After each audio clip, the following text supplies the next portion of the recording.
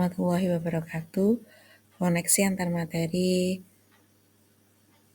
3.3 alhamdulillah sudah diselesaikan. Jadi koneksi antar materi ini memiliki rubrik penilaian, yaitu mengenal 3 aspek penilaian dari koneksi antar materi ini. Yang pertama adalah pemikiran reflektif yang terkait pengalaman belajar saat mempelajari 3.3. Yang kedua adalah analisis untuk implementasi dalam konteks CGP. Yang ketiga, membuat keterhubungan, meliputi pengalaman masa lalu, penerapan di masa depan, konsep dan praktek baik apa, serta informasi apa yang dapat kita ambil dari sumber lain di luar bahan ajar CGP. Di sini atau tugas ini telah saya selesaikan. Kemudian dalam tugas ini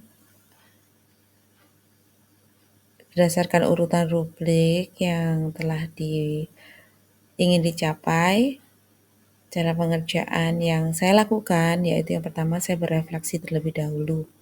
Pengalaman apa yang saya peroleh di modul 3.3 ini, kemudian memahami materinya, yaitu merancang program inovasi di sekolah. Tentunya dalam perencanaannya kami melakukan teknik bagja. Nah, perasaan yang baik tercermin dalam bagaimana kita terangsang untuk membuat pertanyaan-pertanyaan pematik untuk menumbuhkan kreativitas kita. Berikutnya, hal baik yang menjadi trigger lebih gigih lagi yaitu dampak-dampak positif yang bisa kami dapatkan kemudian setelah mempelajari tentang 3.3 ini. Nah, dari refleksi tersebut kita beralih kepada implementasinya. Implementasi perancangan dari program inovasi atau program yang berdampak positif pada murid dengan teknik bagja.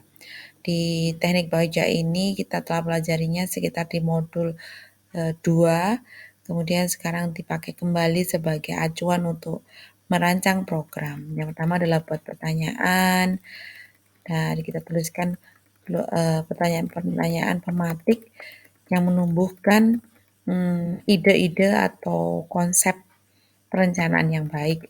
Yang kemudian ambil pelajaran. Setelah kita membuat pertanyaan, dari pertanyaan itu tindakan apa yang kita lakukan, kemudian kita ambil pelajaran dari tindakan yang kita lakukan. Ini masuk ke dalam ranah ambil pelajaran. Lalu di ambil pelajaran itu kita cari pertanyaan pematik yang terdapat dalam tindakan buat pertanyaan tadi. Contoh semisal kita menuliskan membuat pamflet tentang promosi kebersihan lingkungan, membuat tema proyek P5, lalu di dalam ambil pelajaran tindakan apa yang berkenaan tadi dengan pembuatan pamflet, penentuan tema.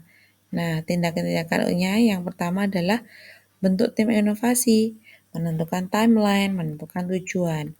Kemudian dari situ kita gali mimpi.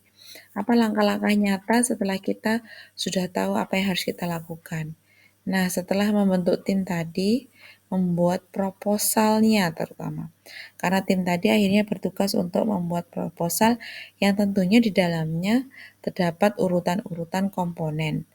Dan pasti ada rencana anggaran sekolah tentang apa? Tentang program yang akan dilaksanakan. Lalu karena diambil pelajaran kita melibatkan siapa, maka kepala sekolah, guru, murid itu kita hubungkan dengan cara koordinasi, entah itu dengan diskusi atau rapat atau forum terbuka atau surat pemberitahuan mungkin.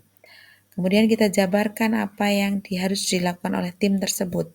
mulai bagaimana timnya, bagaimana sistematika proposalnya, dan bagaimana cara untuk berkoordinasi yang efektif dan efisien. Nah, di sini dalam berkoordinasi tentu kita memakai praktek coaching ya dengan teman sejawat, artinya kita membuat satu diskusi terbuka yang mana menampung aspirasi dan ide-ide dari tim tersebut. Dengan teknik coaching, kita menggiring mereka untuk mengeluarkan ide-ide dari pemikiran-pemikiran mereka. Kemudian dari jabarkan apa yang dijabarkan sudah ditulis dengan rapi, lalu kemudian kita atur eksekusi. Kita bentuk penugasan karena kita sudah melakukan eksekusi sekarang di proses ini sudah benar-benar matang rencananya, tinggal kita implementasi atau eksekusi perencana kita.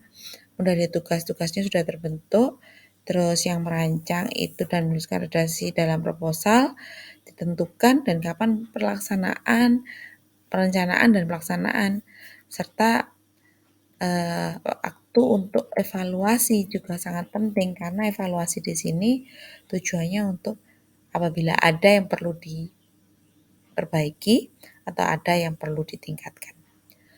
Kemudian keterhubungan materi. Dalam materi modul 3.3 ini untuk membentuk sebuah program yang dulunya kita tidak tahu ternyata ada teknik tertentu untuk merancang sebuah program. Kemudian teknik apa saja? Yang pertama teknik coaching. Karena dalam kita membentuk tim, berkomunikasi dengan pihak sekolah atau pihak-pihak terkait, kita melakukannya dengan coaching, ini akan menumbuhkan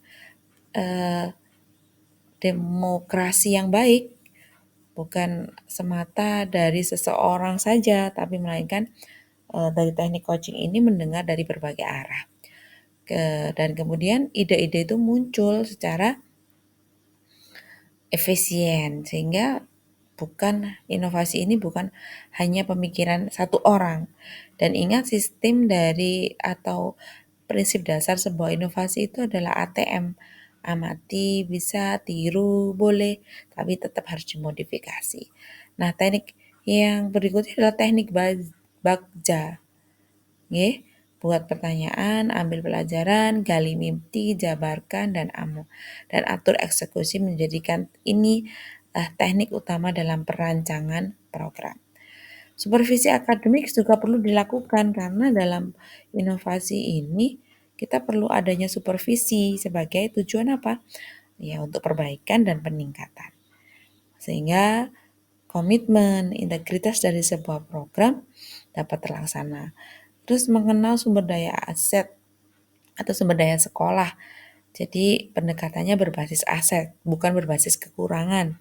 Jadi bukan melulu kita berpikir tentang apa kekurangan kita, namun apa aset yang kita miliki dan kita manfaatkan untuk menunjang program tersebut.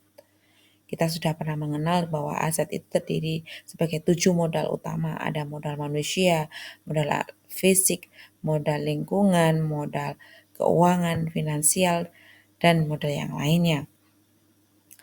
Kemudian di sini juga kita di program guru penggerak ini kita selalu bekerja dalam kelompok. Artinya kita membina satu kolaborasi yang baik, yaitu dalam hal mengeksplorasi konsep, bahkan mengelaborasi pemahaman.